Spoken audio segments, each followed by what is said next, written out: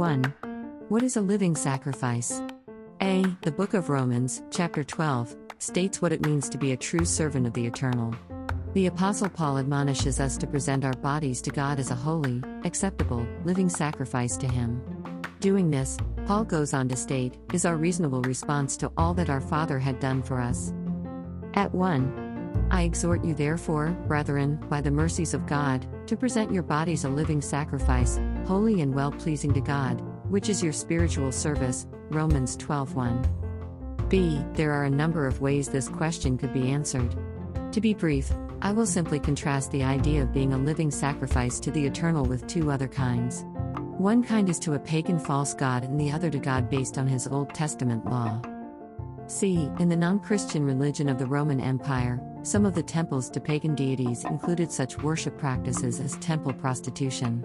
Paul makes a number of references to this in his epistles, mentioning how the Christian converts came out of such worthless practices. With this in mind, we can see that being a sacrifice to God would mean not taking part in the evil practices of pagan worship, which God hates, but rather doing those things which He wants us to do. In the Old Testament, the priests would offer living animals for sacrifice as part of the worship of God, cutting them up and offering them on the altar. Paul thus tells us, however, that God would prefer that we become a living sacrifice, which is far greater.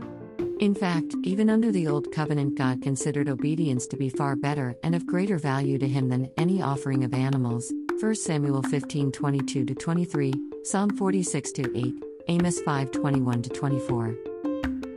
Our Father wants us to lay ourselves aside daily, dedicating ourselves to Him and living His way of life.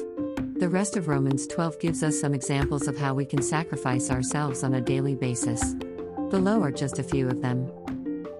We can sacrifice ourselves by not living to conform to this evil world, Romans 12:2, by being transformed by a renewing of our minds, and by proving what is the good and acceptable and perfect will of God. We can also strive not to be vain and self-centered but in humility serve others with whatever gifts we possess, verses 3-8.